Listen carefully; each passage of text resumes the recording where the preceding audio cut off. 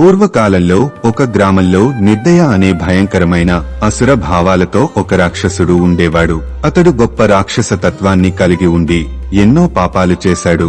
కాని ఒకరోజు ఒక చోట విష్ణువును చూడగానే తన పాపాల జీవితం మీద విసుగు పుట్టి మనసులో మోక్షం పొందాలని కోరిక వచ్చింది.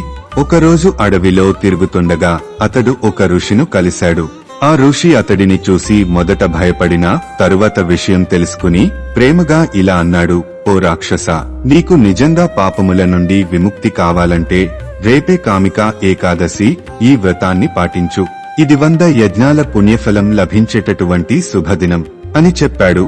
ఆ రాక్షసుడు మొదట అనుమానంతో ఉన్నా చివరికి హృదయాన్ని మార్చుకొని ఏకాదశి రోజు ఉపవాసంతో శ్రీహరిదేవుని పూజ తులసి పత్రాలతో అర్చన చేశాడు.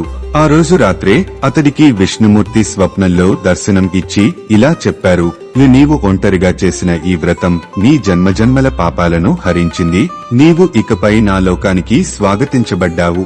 ఆ రాక్షసుడు ఆ శుభ దినం తర్వాత ఋషులు దేవతలు కీర్తించబడే మహాత్ముడుగా మారాడు. ఈ రోజున శ్రీహరిని ఆరాధిస్తే వచ్చే పుణ్యఫలం కాశీలో గంగ స్నానం కన్నా, సూర్యగ్రహణ సమయంలో కురుక్షేత్రంలో ఆచరించే స్నానం కన్నా, సమస్త భూమండలాన్ని దానం చేసిన దానికన్నా, గురుగ్రహం సింహరాశిలో ఉన్న పౌర్ణమి రోజు కన్నా, సోమవారం గోదావరి నదిలో పుణ్య స్నానం చేస్తే వచ్చే పుణ్యఫలం కన్నా ఎక్కువ.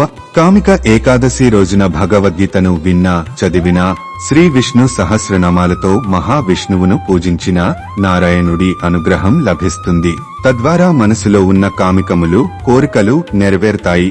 అంతేకాదు మోక్షం కూడా సిద్ధిస్తుంది. సమస్త సనాతనులు ఈ రోజును ఉపయోగించుకోవాల్సినదిగా సూచన. సర్వేజన సుఖినో భవ.